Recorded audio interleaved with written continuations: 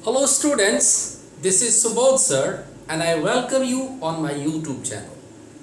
Dear friends, आज इस video में मैं आपके कुछ प्रॉब्लमैटिक जो पोर्शंस हैं जो आपके एग्जामिनेशंस में, चाहे वो कॉम्पिटिटिव बेस्ड हो या आपका बोर्ड एग्जामिनेशन बेस्ड हो, इसमें जो आपको प्रपोजिशन चैप्टर से कुछ इम्पॉर्टेंट क्वेश्चंस जिस तरह के पूछे जाते हैं, ऐसे सारे क्वेश्चंस को मैं आपको एक्सरसाइज के रूप में बताऊंगा और आपको ऐसे वर्ड्स भी आपके आएंगे इसमें जो कि आपका फिक्स्ड प्रीपोजिशन लेता है और कुछ स्पेशल प्रीपोजिशन जो किसी शब्द के साथ खासी रूप से प्रयोग किया जाता है। तो हो जाइए तैयार, मिस ना कीजिए, दूसरों को भी बताइए, चैनल को सब्सक्राइब नहीं किया तो ज़रूर कर लीजिए और लाइक आप ज़रूर कीजिए, है ना।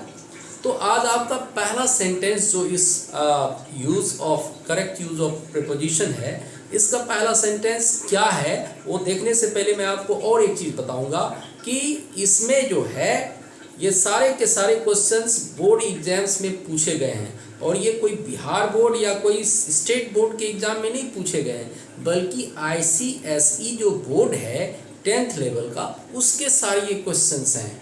तो है ना इम्पॉर्टेंट। तो चलिए देखते हैं क्या है पहला question. The principal called dash a written application. The principal called blank space है अ रिटन एप्लीकेशन।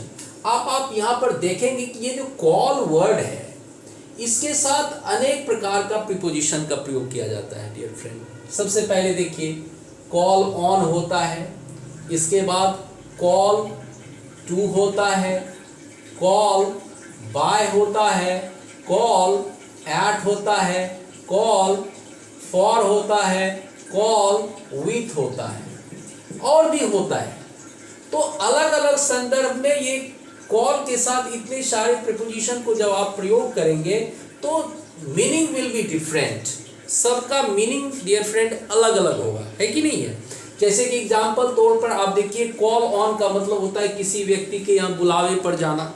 जैसे डॉक्टर साहब कहाँ गए हैं तो कॉल ऑन पर गए हैं, किसी व्यक्ति के या उनके घर पर जाना है ना, उसको कॉल ऑन कहते हैं। अब कॉल टू क्या होता है, कॉल टू कहते हैं किसी व्यक्ति को अगर आप चिल्ला के जोर से किसी को गुस्से में पुकारते हैं तो उसको कॉल टू कहते हैं।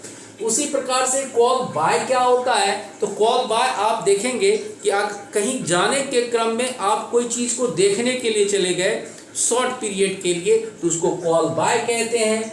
कॉल एट कहते हैं अगर आप कहीं पर ठहर गए देखने के लिए कोई चीज़ तो कॉल एट हो गया। कॉल फॉर कोई चीज़ के मांग के लिए होता है। और कॉल विथ जो होता है डियर फ्रेंड ध्यान दीजिएगा, कॉल विथ जो होता है कोई चीज़ मीटिंग के लिए अरेंजमेंट्स जो आप करते हैं उसको हम कॉल विथ कहते हैं, है ना। तो यहाँ पर प्रिंसिपल जो है वो क्या कर रहा है, रिटन एप्लीकेशन के साथ कोई मीटिंग के लिए या कोई अरेंजमेंट के लिए उसको बुलाया है किसी को, है ना। तो यहाँ पर हम कॉल के साथ on, to, by, at, for का प्रयोग बिल्कुल नहीं करना है, क्योंकि मीनिंग के अनुसार हमको यहाँ पर विथ लगाना है। क्या लगाना है, विथ लगाना है डियर फ्रेंड। देखिए इस तरह से का एग्जाम में आपको पूछा जाएगा, है ना। The principal called with a written application, ये आपका क्लियर हो गया। चलिए देखते हैं सेंटेंस नंबर 2। ये भी बहुत ही इंपॉर्टेंट है आपका कि a man is non dash the company he keeps, है ना। अब यहां देखिए ये नॉन वर्ड जो है ये तो नो का V3 है, तो दो चीज होता है, एक होता है नॉन, है ना, एक होता है बाय और एक वर्ड होता है आपको नो ऑफ। ये दोनों का प्रयोग नो के साथ किया जाता है, एक नॉन बाय होता है और नॉन ऑफ होता है। तो यहां पर अगर आप व्यक्ति है तो आप यहां पर बाय का प्रयोग पूछेंगे सर क्यों करेंगे, तो नॉन बाय का मतलब होता है किसी व्यक्ति के आचरण या व्यवहार के बारे में जानना। नॉन बाय का मतलब क्या हो जाता है, किसी व्यक्ति के आचरण या व्यवहार के बारे में जानना उसको, या आप ये भी कह सकते हैं किसी व्यक्ति के आचरण या व्यवहार के बारे में जानना। और ये होता है आपका नॉन। जो ऑफ होता है इसका भी मतलब वही होता है। तो आदमी जो है वह जिस तरह की कंपनी रखता है उसी के अनुसार से उसकी पहचान होती है। तो नॉन बाय का प्रयोग करेंगे आप, नॉन ऑफ का प्रयोग बिल्कुल नहीं करना। ठीक। अब देखिए थर्ड सेंटेंस भी आपका बहुत ही इंपॉर्टेंट है, क्योंकि ये आपको आईसीएसई बोर्ड के 2010 के 2002 या 3 के एग्जाम में ये पूछा गया है। The car battery has run dash it needs charging. Car battery जो है वह क्या हो गया है, यानी कि रन हो गया है, उसके बाद आपका ब्लैंक स्पेस है और उसको क्या चाहिए, तो एक चार्जिंग चाहिए। आप ध्यान दे देना। तो देखिए रन जो एक वर्ड है, ये रन के साथ आप आफ्टर का प्रयोग करते हैं ना। रन आफ्टर होता है, रन इनटू होता है, अलग अलग संदर्भ में रन डाउन होता है, रन डाउन कहते हैं। अलग अलग संदर्भ में रन के साथ हम अलग अलग शब्द का प्रयोग करते हैं, है ना। उसके बाद आप रन एट भी कहते हैं, रन एट कहते हैं। तो रन आफ्टर मतलब होता है किसी वस्तु या व्यक्ति के पीछे भागना। क्लियर। रन एट किसको कहते हैं, किसी वस्तु या व्यक्ति के पीछे भागना। रन इनटू क्या होता है, यानी रन इनटू डेट, यानी किसी कर्ज में चले जाना, रन इनटू डेट होता है। और रन एट क्या होता है, कोई एनिमल के पीछे अगर आप भागते हैं तो रन एट होता है। आप ध्यान दे देना। तो रन डाउन का मतलब क्या होता है, टू लूज पावर। अगर किसी चीज का पावर खत्म हो गया या स्टॉप वर्किंग कर दिया तो वहां पर हम रन डाउन का प्रयोग करते हैं। तो आप इस सेंटेंस के अनुसार ध्यान से देखिए क्या होता है। The car battery has run down मतलब स्टॉप वर्किंग हो गया है, उसका पावर लूज हो गया है, कम हो गया है ना। तो रन डाउन करेंगे, इसलिए क्या कहता है, इट नीड्स चार्जिंग। उसको क्या करने की जरूरत है, तो चार्ज करने की जरूरत है।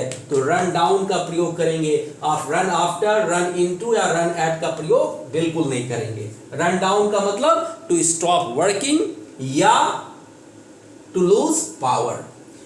फोर्थ सेंटेंस क्या कहता है, he is too miserly to part dash money. कहता है इतना कंजूस है कि पैसे से भाई अलग अपने आप को कर नहीं सकता। तो देखिए ये जो वर्ड है पार्ट, बहुत स्टूडेंट क्या करना चाहेंगे, यहां पर अवे देंगे, है ना। पार्ट अवे नहीं करेंगे, है ना। यहां पर आप पार्ट विथ करेंगे। पार्ट विथ का मतलब ही हो जाता है कि किसी वस्तु या व्यक्ति से अपने आप को या किसी चीज से अपने आप को अलग करना। पार्ट विथ यानी कि वह इतना कंजूस है कि पैसे से अपने आप को वह अलग नहीं कर सकता है। इसीलिए पार्ट के साथ आप स्पेशल प्रीपोजिशन विथ का ही प्रयोग करेंगे डियर फ्रेंड, है ना। चलिए नेक्स्ट देख लेते हैं। आई शैल रिटर्न डैश एन आवर। अब देखिए सेंस को समझना है। इस 5th नंबर सेंटेंस में आई शैल रिटर्न डैश एन आवर कहना क्या चाहता है, कहना ये चाहता है कि 1 घंटे के अंदर मैं क्या करूंगा, आऊंगा, है ना। अगर देखिए इन अगर करेंगे प्रयोग तो पक्का पक्की, न कम न ज्यादा। इन एन आवर मतलब 1 घंटे में आऊंगा, न पहले आऊंगा न बाद में आऊंगा। क्लियर।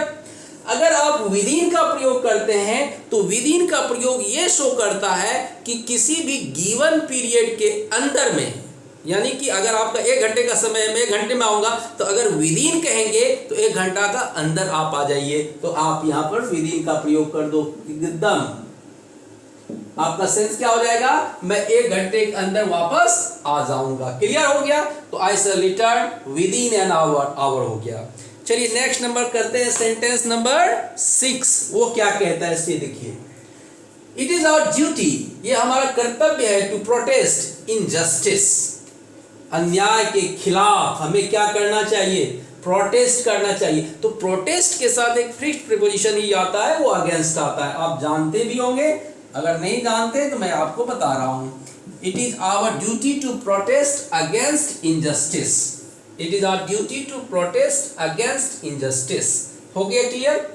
चलिए 7 नंबर क्या कहता है, always be true dash yourself. Dash yourself से आपको कोई मतलब नहीं, आपको मतलब किससे रखना है, इस वर्ड से, कि ट्रू के साथ हमेशा टू का प्रयोग करिए। ट्रू टू क्या कहेंगे, आप रट्टा मार लो, इसको दिमाग में बैठा लो। Always be true to yourself, यही आप रट्टा मार लीजिए, ट्रू के बाद टू का प्रयोग किया जाएगा। क्लियर हो गया। चलिए नेक्स्ट नंबर देखते हैं, नंबर 7। यस हो गया। नंबर 8 देखते हैं।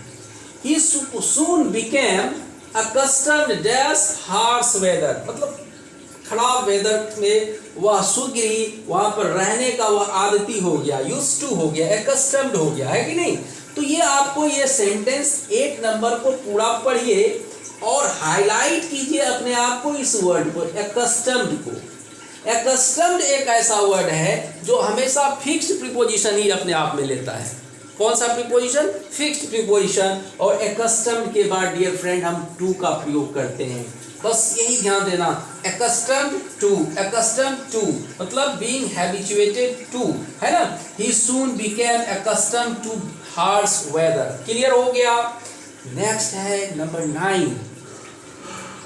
he persist का मीनिंग पहले देखिए, किसी चीज को जारी रखना या बनाए रखना, है ना, लगातार करते रहना, है ना, बार बार करना, अगेन एंड अगेन करना, उसको परसिस्ट कहते हैं। ही परसिस्ट्स क्या, टीजिंग the other children in the class, मतलब क्लास में दूसरे बच्चों को चिढ़ाने का वह कार्यक्रम क्या रखना चाहता है, जारी रखता है। तो परसिस्ट वर्ड को पकड़िए। परसिस्ट वर्ड एक ऐसा वर्ड है जिसके बाद फिक्स्ड प्रीपोजिशन ऑन का प्रयोग करना है, आप याद रख लेना। परसिस्ट के बाद हम प्रीपोजिशन ऑन का ही प्रयोग करेंगे। आपका आंसर ऑन हो गया यहाँ। He persist on teaching the other children in the class. Clear हो गया। नंबर 9 हो गया। Number 10, the young man excels both music and dance. अब ध्यान दे दो, ये एक्सेल्स वर्ड को पकड़िए। एक्सेल्स वर्ड का मतलब होता है किसी चीज में स्किल्ड होना या किसी चीज में एक्सीलेंट हो जाना, है ना, एक्सेल्स। तो एक्सेल्स वर्ड के बाद डियर फ्रेंड क्या आता है बताइए, तो आपको बता रहा हूं, है ना। एक्सेल वर्ड के बाद आप एक इन का प्रयोग करो। किसका, इन का। The young man excels in both music and dance में उसे क्या है, एकदम प्रवीण है, स्किल्ड है यंग मैन। एक्सेल्स के बाद कौन सा प्रीपोजिशन, इन का प्रयोग करना है डियर फ्रेंड। चलिए next number 11, I can rely dash my sister for help. देखिए इस वर्ड को आप पकड़िए, मैं बार बार कहता हूं कि प्रपोजिशन जो आपको भरने के लिए जिस स्थान पर दिया जाता है उसके पहले कौन सा वर्ड है, नाउन है, एडजेक्टिव है या वर्ब है, उसको पकड़कर उसके बाद उसके साथ फिक्स्ड प्रीपोजिशन का प्रयोग किया जाएगा। ये आपको ध्यान में रखना है। तो वर्ड क्या है, रिलाई। रिलाई है क्या, एक वर्ब है। तो रिलाई के बाद हम क्या करते हैं, दो शब्द का प्रयोग करते हैं, रिलाई, RELY, रिलाई, या तो आप ऑन कहिए या अपॉन कहिए। दोनों का मतलब होता है किसी पर भरोसा करना। ये रिलाई ऑन कहिए या रिलाई अपॉन कहिए, दोनों का मतलब होता है भरोसा करना। और इसीलिए इस सेंटेंस नंबर 11 में आप ऑन भी दोगे तो भी सही हो जाएगा और अपॉन दोगे तो भी प्रपोजिशन सही हो जाएगा। और रिलाई ऑन या अपॉन का मतलब होता है किसी पर विश्वास करना, भरोसा करना। Last but not the list, वो सेंटेंस आपका क्या है, कहता है the villagers lodged a complaint dash the correct officials, है ना। ये आपका थोड़ा सा ढक गया है, दिख नहीं रहा होगा आपको स्क्रीन पे, ये आपका करेक्ट ऑफिशियल्स लिखा हुआ है। The villagers lodged a complaint, क्या किया, एक कंप्लेंट दायर कर दिया करेक्ट ऑफिशियल के खिलाफ। तो आपको बताया कंप्लेन अगेंस्ट, प्रोटेस्ट अगेंस्ट, ये आपको याद रखना कि कंप्लेन के बाद आपका जो वर्ड आता है वह आता है अगेंस्ट, है ना, AGAINST, अगेंस्ट, है ना। ये आपका एक छोटा सा मेरा प्रयास था प्रपोजिशन चैप्टर से, आपको कैसे प्रपोजिशन यूज करना है। एक चीज मैं जरूर कहूंगा आपको कि आप वीडियो तो देखते हो, लाइक करना भूल जाते हो, है ना।